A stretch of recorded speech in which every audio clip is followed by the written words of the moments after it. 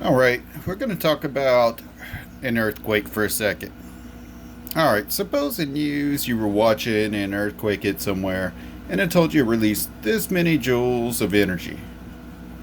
And then they talked about an earthquake maybe hitting some other place and it ended up releasing that many joules of energy. Well, to me, that number doesn't mean a whole lot. It's hard for me to make sense of that number. It's so large.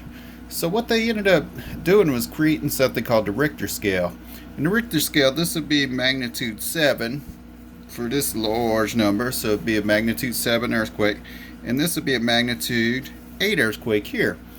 In other words, an earthquake that releases this much energy, we say is magnitude 8. An earthquake that releases this much energy is magnitude 7. Now, these numbers are easier for me to think about, 8 and 7. Now, so what they did basically was they scaled it down, okay, to something that we could think about instead of these huge numbers like this. They used a logarithmic function, and that's what we're going to learn about today. We're going to learn section 3.2, logarithmic functions and their graphs. Alright, here's your definition for logarithmic function, okay? And y'all can go ahead and read through that. That's the definition of logarithmic function with base b. Now, here's what I want you to get down is this part, okay? I like to rewrite it this way, just a little bit different. Okay, now notice, okay, log is on the line of the paper, so is x, so is y. But this base is basically like a subscript. Alright, so this says if we have something written in logarithmic form, an equation written in logarithmic form, we could rewrite it in exponential form by taking the base raised to the other side is equal to the, what we call the argument right here. Okay, so base raised to the y, b raised to the y, is equal to that argument. Or we could go the other way. We could start with exponential form and go back to logarithmic form. If I start with an equation in exponential form, I think of it as log base b of the other side is equal to the exponent. Sometimes this log form will be easier to work with. Sometimes this exponential form will be easier to work with. It just depends on the problem. So I want y'all to memorize this line right here. Perhaps the easiest way to memorize this is thinking of b just sliding straight over. If it slides straight over the same level it's at, wouldn't it pick up the y as an exponent? And we'd have this part right here. Imagine the b sliding over, picking up that y, and the log disappeared right there. So you have x is equal to b to the y, or x is equal to b to the y. Alright, so how are we going to use this? Suppose we have an example. Write each logarithmic equation in its exponential form and vice versa. So here we have a logarithmic form, we can tell because it has log. And we have log base 3 of 1 over 81 is equal to negative 4. Let's convert that to an exponential form. So in other words, I'm starting out with this form right here, and I want to convert it to an exponential form. How do we do that? We say base raised to the other side. So in this case, 3 to the negative 4 is equal to argument 1 over 81. And that's all they want me to do there, just convert it.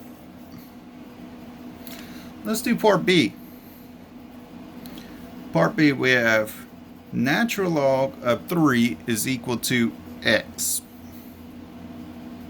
Now, anytime we have ln, this means log base e is in a natural number e.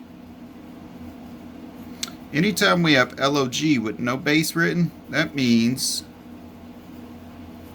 log base 10.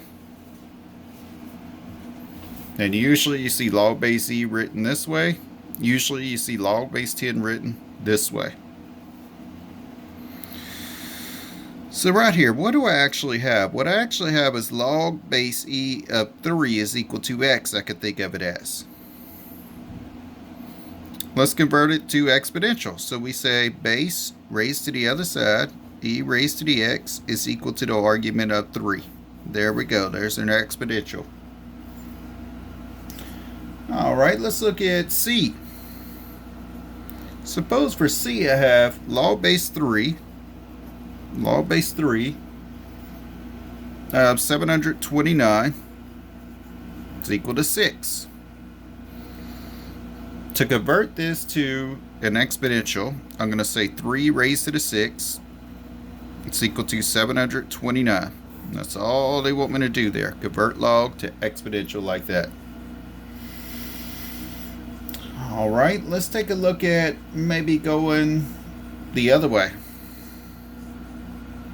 Suppose for D, for part D, I'm going to have 3 to the 6 is equal to 729. 3 to the 6 is equal to 729. Now, this form looks just like this form right here. B happens to be 3, Y happens to be 6, X happens to be 729. So how do I convert this to logarithmic form? I'm going to say, what do I do here? I say log base B of X is equal to Y, to write it that way. So log base B, what's my base here? 3 of 729 is equal to the exponent of 6. Isn't that just what we had over here? Yeah, so if we started at this end and went that way, we should get the same thing. Which we did. Log base 3 is 729 is equal to 6. How about E? Part E, I'm going to have e to the x is equal to 6. That's an exponential form. So let's convert it to log form. So I'm going to say log base E is my base here. The argument's going to be what's on the other side is equal to the exponent. But instead of writing out log base E, I can shorthand this natural log of 6 is equal to x. How about F?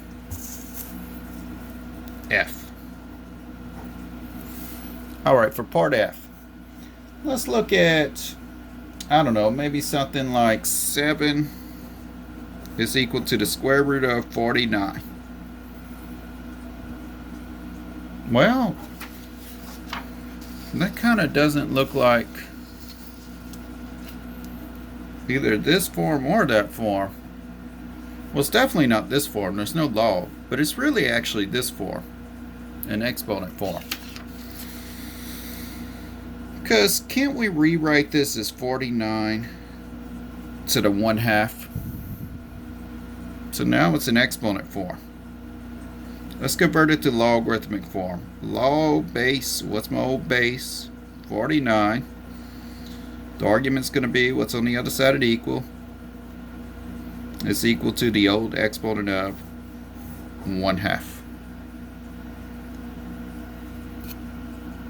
Let's do one more. G. What if I have x to the h is equal to y?